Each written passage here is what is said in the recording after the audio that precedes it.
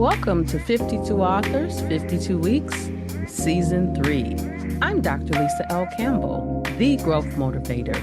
Each week, I sit down with a different author to explore what lies behind the pages. Growth, purpose, finding your voice. Enjoy today's episode.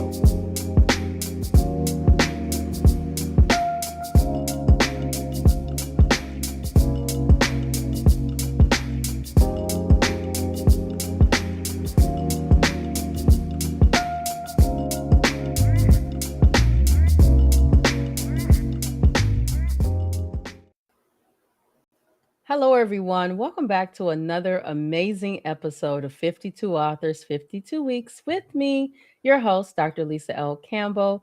Today, I am joined by Amari Leaphart, author of Talk to Me 35 Days to Better Conversations, Deeper Connection, and Emotional Safety, a couple's devotional that is rooted in faith, backed by therapy, and grounded in neuroscience. Welcome to the show.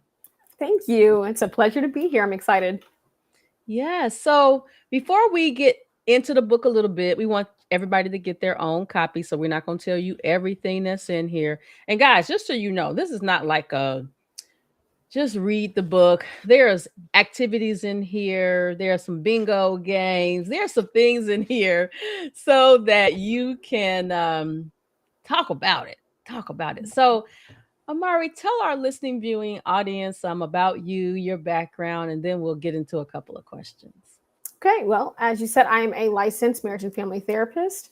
I am the clinical director of my private practice, The Green Space. I'm an author now, where that just sounds odd, but where I am trying to help couples rebuild that emotional safety and build their connection. My work, it just blends neuroscience, faith, and practical tools so that people understand their patterns as well as change them too. But above all of that, I'm a mom and I'm a wife. So it's a little bit about me. I love it. And you're located in Texas. I at least I have been for the last 4 years. I may make an escape back to another state. I don't know if Texas will be my end all. Mm. So it's so weird. So I've been in Chicago my whole life. Wow. 50, basically 2026, 53 years. And we've talked about moving to Texas, not Texas. No, we did look in Texas. Hmm. Houston, like in the Houston area, our youngest daughter is there. Um, but when you get older as an adult, you got responsibilities that you didn't know you was gonna have, i.e., your parents. Yes. And so we are blessed that both of our sets of parents are alive. And Mhm. so, moving away would mean them losing the support that we provide to them.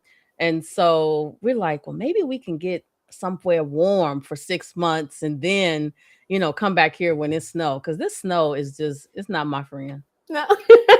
Become It's a not. snowbird like Arizona. They have those snowbirds out there, and then they go back in the summertime wherever their true home is. I think they have it set up. I might do that when I get older as well, and I have the money. Well, you know what? And that's the thing, because we actually looked at houses in Arizona, actually Hmm. looked at houses. And my husband is still holding on to the fact that we're going to do that. So I'm here Hmm. for it because I definitely would love to be somewhere warm when it's cold here. Yes. Yeah, the cold's not fun. Mm-mm, not at all. Not at all. So let's talk about your work of art here. Thank you. It is because you know Appreciate what? that. Let me say this. I feel like this is what I was thinking. How could this book be turned into a couples game night? Because you know how you have your Mhm. couples friends over. I think that's a perfect time to have fun, but also have conversations. Some of our friends are like, "You guys haven't had a game night in like 12 years." We're like, "We know we're gonna." Oh. sometime in 2026, we're going to do our game night again. It was so much fun.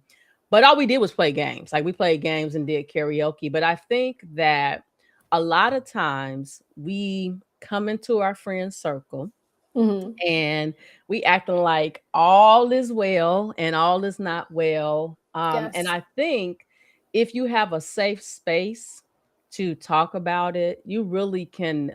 First of all, so I'm very vocal, right? I can't shut down on you, but I'm very expressive, right? Hmm. And so it's nothing for me to say something like, "Oh, my husband got mad at me because I bought 15 cases of water Hmm. from Sam's Club," because and not that I'm stockpiling, it's just that we're busy adults and I don't want to have to keep going to the store, so I get enough of everything to Yeah. last 6 to 9 months. That's just my personality. And so I'm an open book and willing to share, but I've noticed that other people um don't share. And so you're thinking something wrong with me and they all right. And then you look up months later, they done got divorced. And Yes. I'm like, what was going on? Maybe we need Hmm. to talked about it. Hmm. And you're right. A lot of people are like that. Always say in therapy, I normally don't see couples until they've been suffering about 5 or 6 years. Then by the time they come to therapy, it's more of they are looking at this as their last option and not necessarily for help because therapy to them is associated with failure. Mm. So yeah, so with therapy specifically, because I'm thinking about the same thing that you said with a couple friends, and it is great to have couple friends, but they don't always share when something has happened. And then the next week you're thinking everything is good, and then you're getting a invitation for a divorce party. It's like, wait a minute, what happened? It's because they're so emotionally disengaged at that point. Yeah. And something you said to me that I think very prevalent in the Black community. And I say the Black community because I'm Black. I've been Black my whole life. While I have friends that are not Black, I feel like therapy overall is very taboo. Um, Absolutely.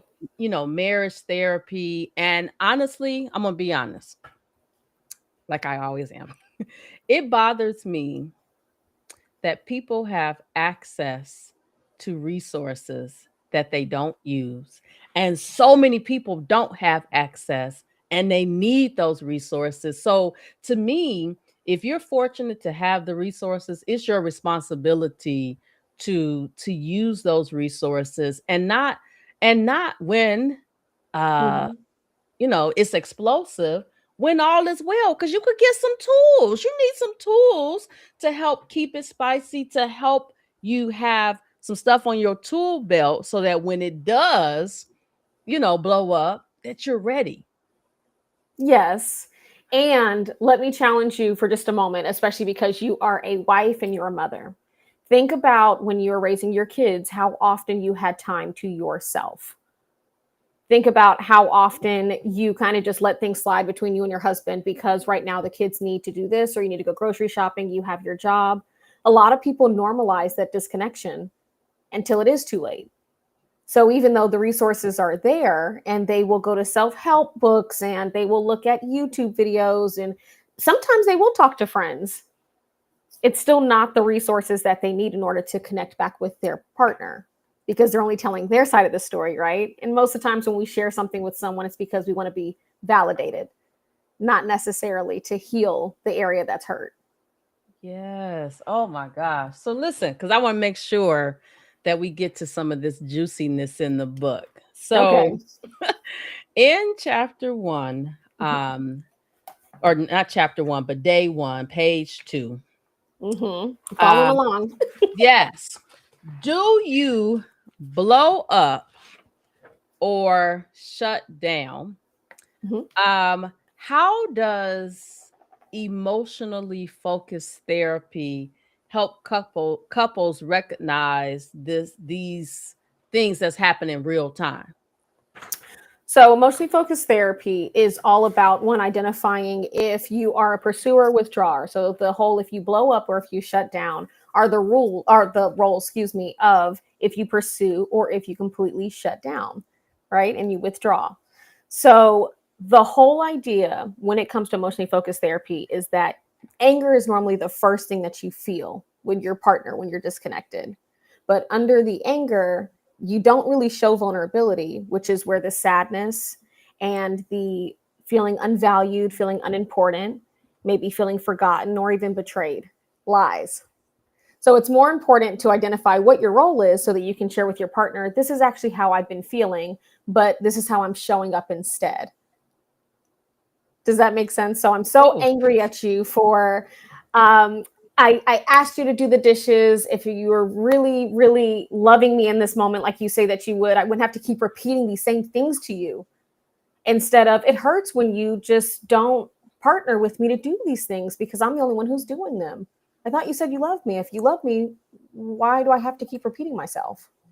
I love that. And I think also we as women like to drop those hints and not just be straight. So, like Yes. this morning, I said to my husband, "Hey, can you wash all the dishes this morning?" And you probably are thinking, what do I mean by that? Well, I had made a cake the night before, Mm-hmm. so that cake dish was in there. I had set the cake on this, tray that was in there.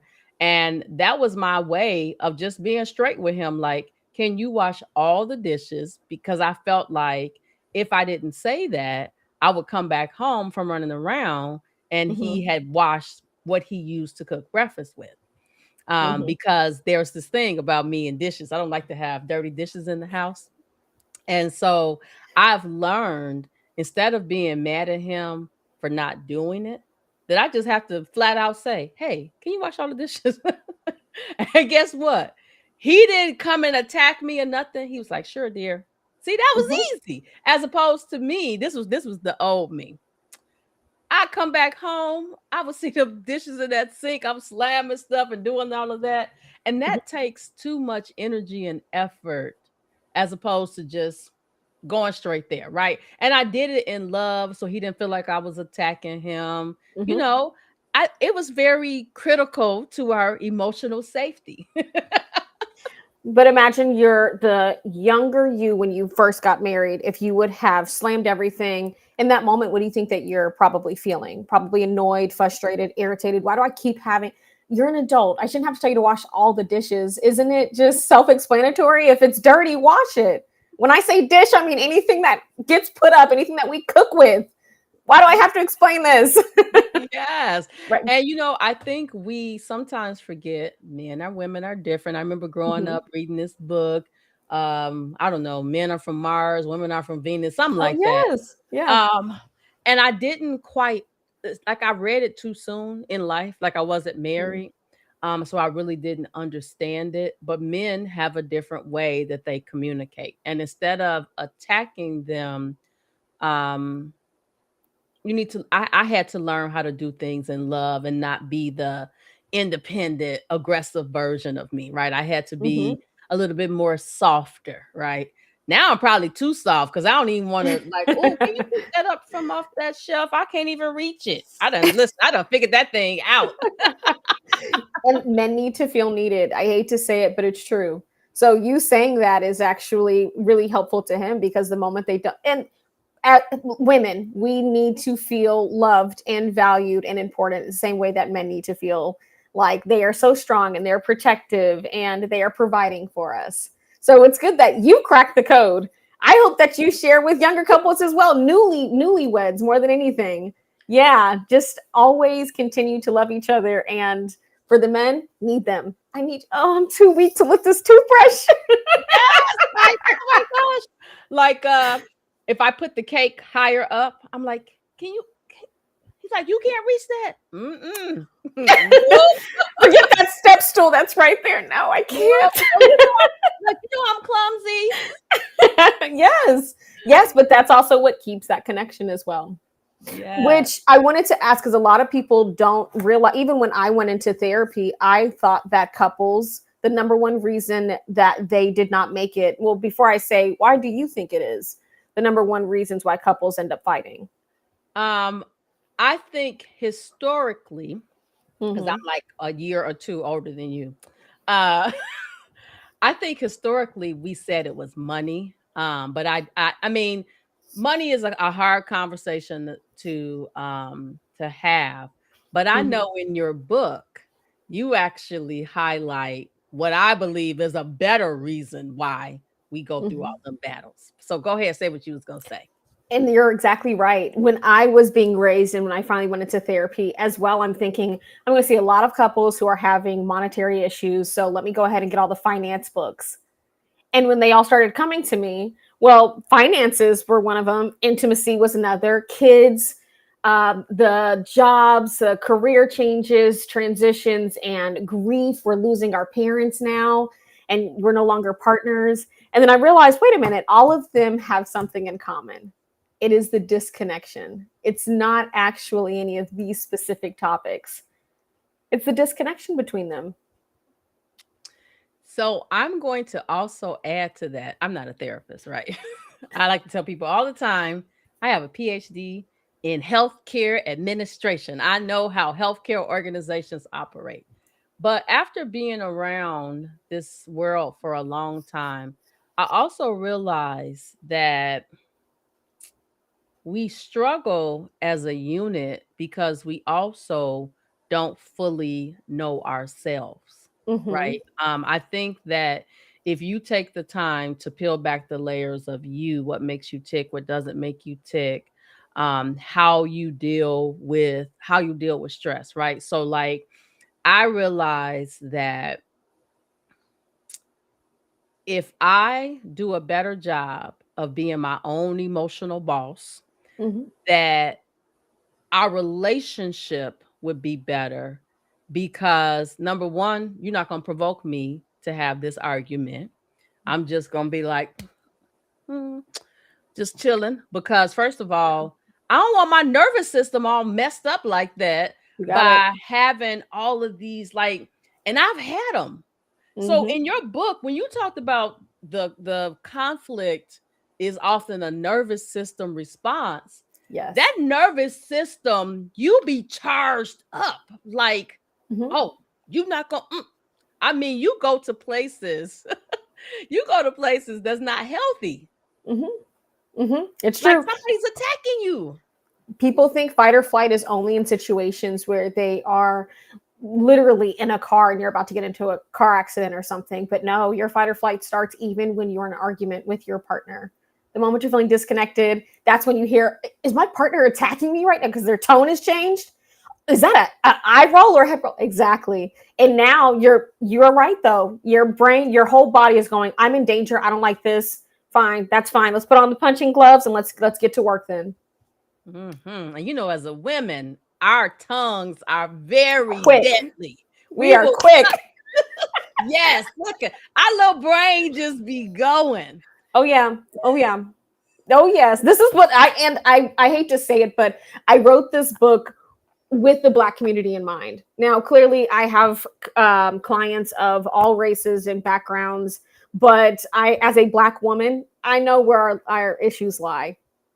And I've been married a while, and yeah, I said, yeah, from what I've seen and what I know personally, I think it's time to start talking about these things where our partner is not our enemy.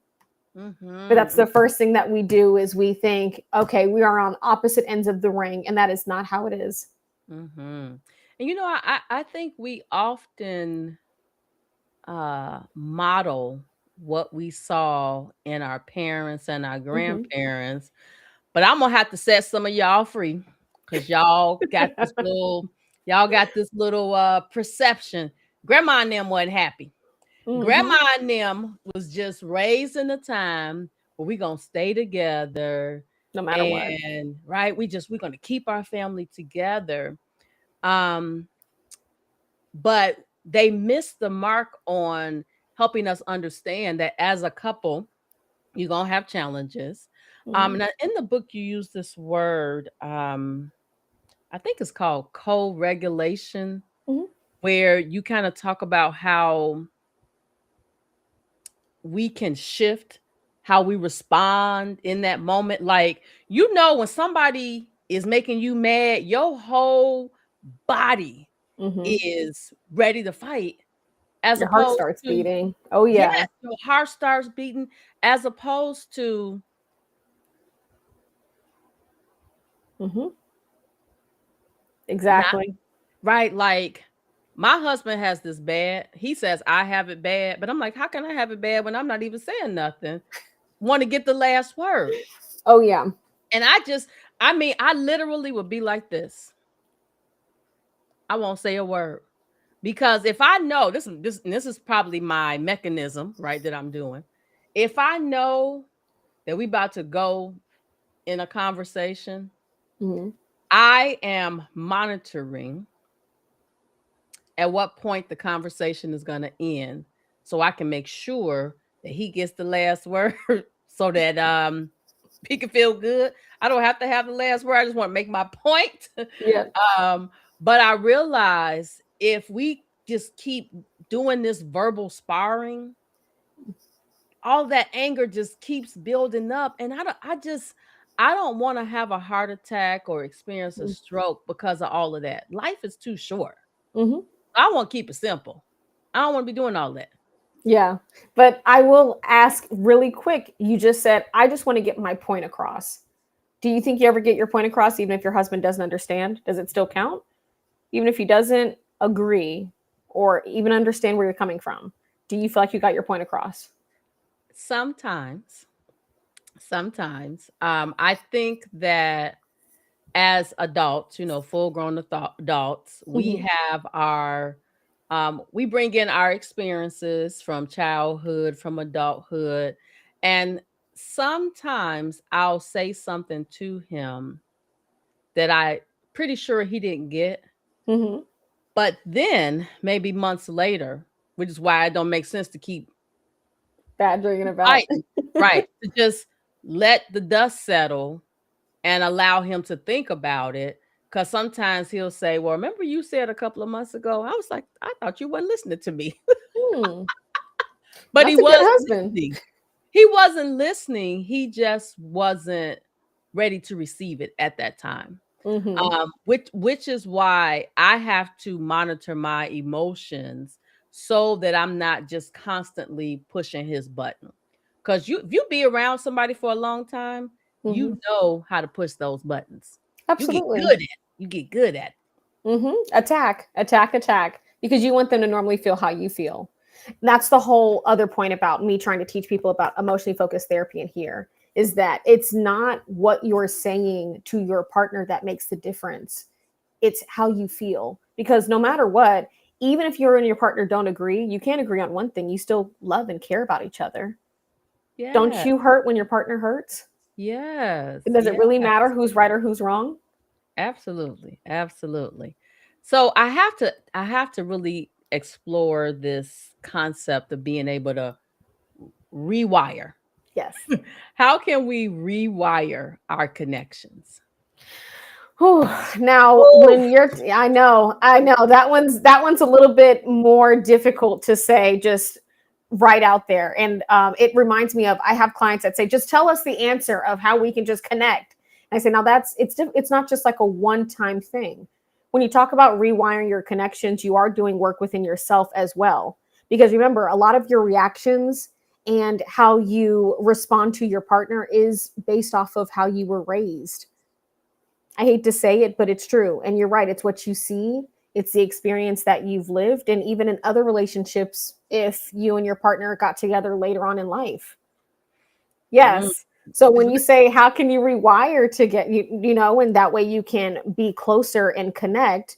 Well, it comes with slowing down. If I were to just say it very simply, I would say you have to slow down and you have to know what vulnerability means. And you have to always remember that it is not your partner you were fighting, it is the problem. Say that again for the folks in the back. Okay. I always externalize the problem. Like, if you don't remember anything else from therapy, Please remember, you chose your partner for a reason. Externalize the problem. The problem is who you're fighting, not your partner. Yes. And the problem sometimes, a lot of times, is so rooted in your people, your mama and them. Absolutely. Oh, yes. It's so rooted in them. And if you do the work, what's that lady? I don't know if she a real therapist or not, but Fix My Life lady, Oh, right? Ayana, Fix My Life. Yes. Oh, I love Yes. her. She got a reboot of the show coming out. I'm like, how do you get on there to be a guest coach or something? Because What? I'm like, Oh no, I didn't know that. I loved her though. I remember her from when I think she was on Oxygen. I don't remember what show, but the reboot, I'm gonna probably love that too. I liked her. yes, yes. And I think I know one of the things I remember, and you talk about this in the I keep calling it a book, but it's really like a movement. I Um, appreciate that. it is a movement. Let me tell you why it's a movement. So many couples are so damaged Mm, that it is impacting their legacy. mhm, And I feel like this is just me. This book should be turned into a couples retreat, right? mhm, People like to get that passport out, right? mhm, A couples retreat where people can be away from home in a soft space to talk, right? mhm. And be around other people. And I'm not talking about that reality show version of the workshop. I'm talking about where you're going to come together um and do the work. Mhm. Do the work. And we could talk offline. There are lots of places I feel like you can have this retreat with Talk to Me. Because I feel like if we don't repair what's happening with our couples, Mhm. we're going to see this progression of less married people. And I don't know about other people. I enjoy being married. We have so much fun together, right? Yeah. We gonna fuss and fight. We gonna do that. But we also are going to laugh together. We also can recognize when the other person is hurt about something. Mhm. It could be a situation where I just need to do a hug as opposed to as my husband says, psychoanalyze him, right? Mhm. And to me, it's such a fun journey to be on because I can see us in our later years of life not being in here like I don't like you, but we in this house and I guess we just gonna stay till we die, right? Yep. I feel like there are things that we've done or are doing that keeps us going. Is it perfect? Absolutely not. Because listen, my husband travels a lot for work, and when he's not home, I'd be like, I enjoy my space too. in my space, right? And I think because it used to be me traveling a lot. So that Mhm. time apart, we still gonna FaceTime every night, right? We still gonna in the morning, we gonna chat it up. But I think it just really gives us that foundation that allows us to grow. Mhm. Um, so I have to ask you this question because you know your people. Mhm. Just turn it over to Jesus and he gonna make it all right. Mhm. Yep. Talk to us about where faith and therapy kind of intersect. So, as a Christian, I believe in growing together in faith. And if you're a Christian, I'm sure that people who are listening to this know that Christ should always be your foundation. Always, it's where you come together, it's where you meet, and you continue to grow in your relationship only through God's guidance.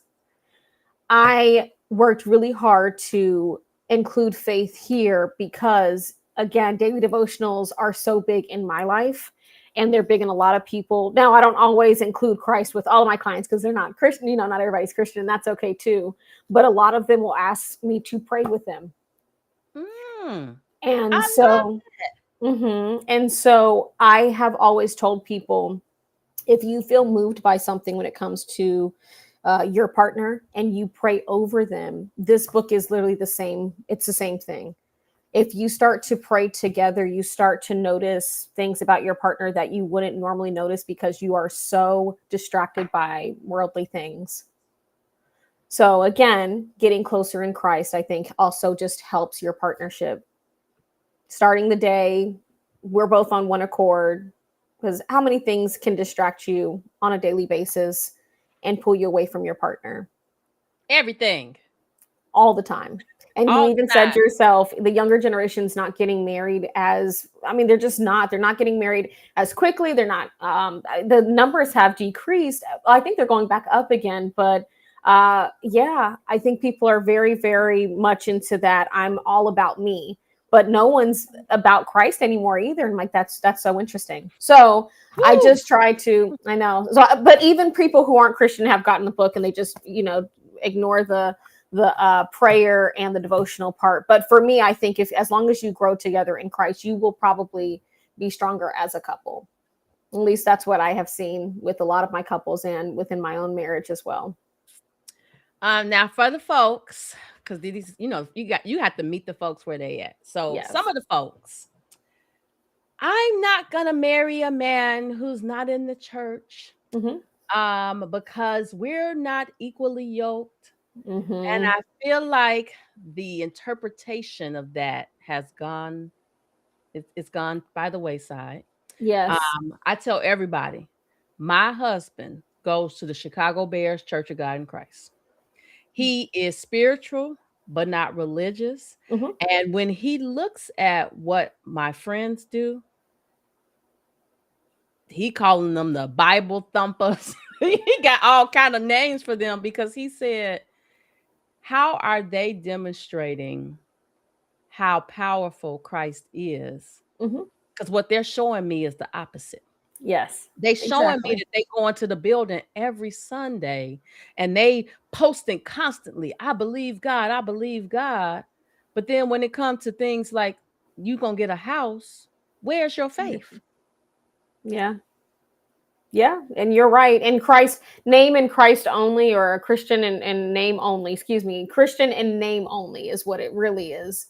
And I agree with him. I do not have a church home, and which is ironic being in Texas because they're on every corner like that, and like a Walmart. But anyway, I don't have a church home. My husband also does not have a church home, but we pray together every single day. And I know a lot of it is you need to be within the church to be able to.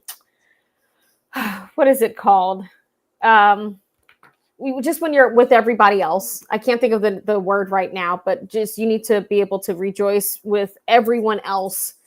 And that's really where that spirit comes into play. But I don't believe that. I feel like you can have your own relationship with God. And again, if you are on one accord with your partner, that's all that really matters. And let me just tell So, you, so I currently don't have a church home either. My pastor mm, died 5 years ago, and I've been struggling to find a new church because my pastor is the bomb. okay. Even his prayers, when you listen to him on YouTube, still as powerful today as they were then. Wow. But I believe that a lot of people use church as this crutch. Mm-hmm. And I really think that they struggle to have a relationship with their spouse because Mm-hmm. they don't have a relationship with the God that they say they serve.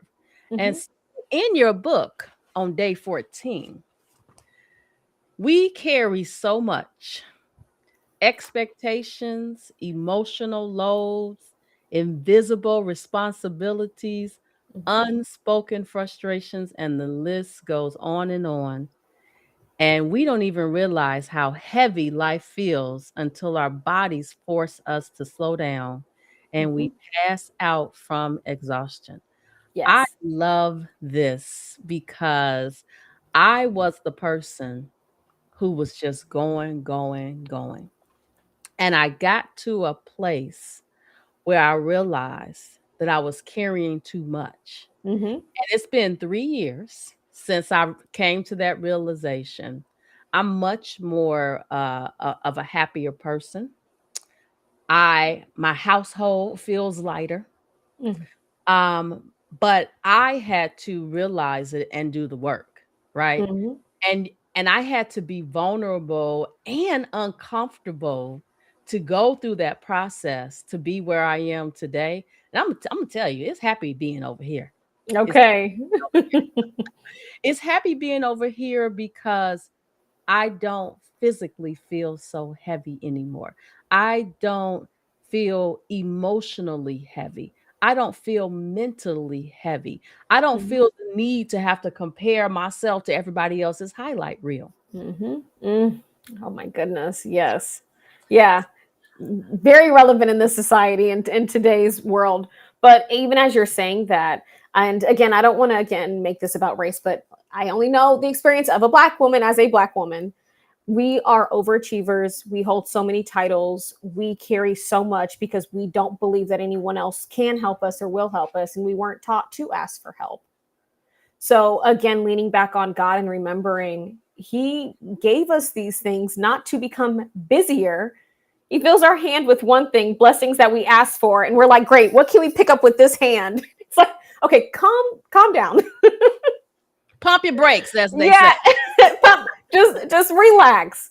So that's also why I put that in the book as a reminder that you have to just be present sometimes. It's It okay. You're it's not failing. okay. It's okay not to be busy. And I'm gonna tell you something Yes. funny. And then I gotta ask you one more question about Okay. the design of the book. So I told you 3 years ago is when I kind of just ripped my whole existence apart Mhm. in terms of all the things I was doing. I was working a full time job. I had my business, so I quit my Mm. full time job. And when I tell you that I am in alignment with my purpose in life, Mhm. it feels so amazing. And I be asking myself, like, girl, what took you so long to get over here? You was Mhm. over there so long, it became embedded into how you operated, not realizing how heavy it was. Yeah. Okay, so I got one more It's question. normal. It's just normal. Normal to be Normal. busy, normal to be exhausted. What really quick, what's not normal, and I don't know if this has ever happened to you when you were so busy, you'd go home, go to sleep, and you could pass out in probably 2, 3 minutes flat, maybe 5 minutes. For a lot of people, they're like, oh, I can go to sleep so easily. I'm asleep in like 5 minutes tops. I am just done. And I have to remind them that's not normal. That means your body is so overworked. You being so exhausted is not a flex. There's such a thing as sleep and rest. Yes. And most of us don't know the difference between the two. Hmm. And once you experience it, again, you asking yourself, why? Why I allow myself to be over there for so long? But it's just a part. I think we live in a culture that rewards us on being busy. Like, oof, Absolutely. gonna be the best version of me, Hmm. passed out somewhere. Hmm. Only hurting ourselves because Yeah, if you're no use to anybody else, they'll just find someone else. yes. So I have to ask you about the design of the book. Hmm. So you have scripture, you Yes. have reflection, you Hmm. have neuroscience, you have what do you call those? Prompts.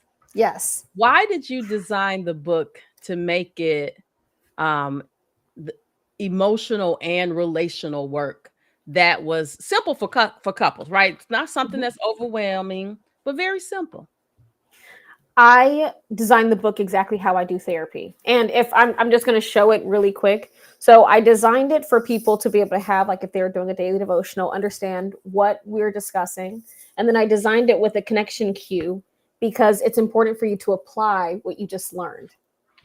The neuroscience nugget is for you to understand what's happening in your body. So with neuroscience, I try to explain to people that all neuroscience is describing exactly what's going on in your brain, and all therapy is showing you how to heal what is happening in your brain. That is the only difference. So for me, I like to know, and I taught undergrad neuroscience as well.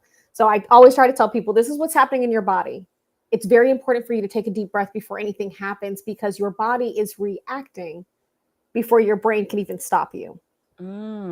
Say that again. Say that again. They didn't get Your that. body is reacting before your brain can even stop you. It's one of our reasons our mouths are so quick, and you're like, "Oop, I did not mean to say that," because it's attack, attack, attack.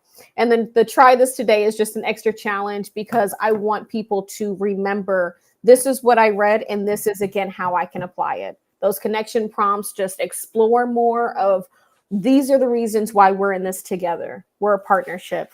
And then on the other side, I think that the next day is the prayer, of course, and then the journal.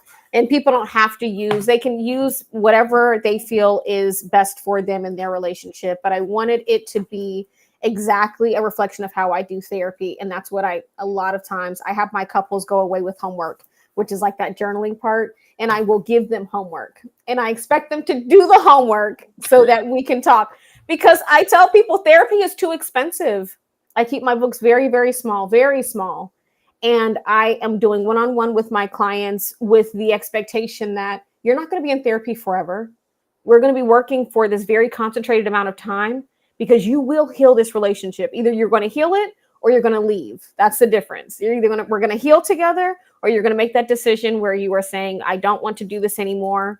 But regardless, you are going to spend the money that you've been spending on therapy on vacation and doing things together again, learning to love each other again. I'm not trying to see y'all every day. It's crazy. You need to be connected with each other. Exactly. So even people, they're like, we've been in therapy for this long and 10 years. I'm like, it's great for just a quick tune-up, but you need to be with each other. You have all the tools and resources. You have to use them now. Some people be wearing therapy like a badge of honor. Like, I've been in therapy for 10 years. Oh, yeah, absolutely. Still raising hell. Because you're not learning anything. You're not learning anything. You didn't do your homework. You didn't do your homework, and it shows. Oh my yes. God. Well, listen, we are over time, but I just feel like this is a topic that needed to be explored. For those of you who just tuned in, we're talking about the book Talk to Me, 35 Days to Better Conversations, Deeper Connection, and Emotional Safety, a couple's devotional rooted in faith, backed by therapy, grounded in neuroscience.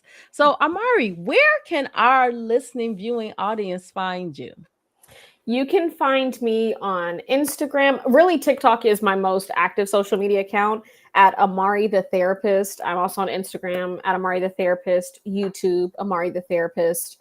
My website is www.findyourgreenspace.com, but I don't have any of my information like my book on there. It's mostly just for therapy. But yeah, those are really the most common places to find me. If you just type in Amari and Therapist, I will most likely come up. Love it. So I would love for you to close us out in any way that you see fit.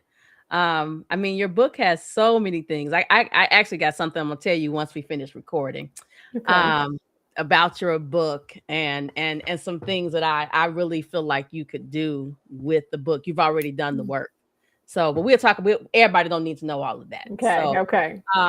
close us out in any way that you want to do so, however you feel led to do so. I just want to let everyone know out there, if you have tuned in and your relationship is in trouble or you're not feeling happy, don't just continue to wake up every day in a place of complacency where you think it's going to get better. You have to do the work.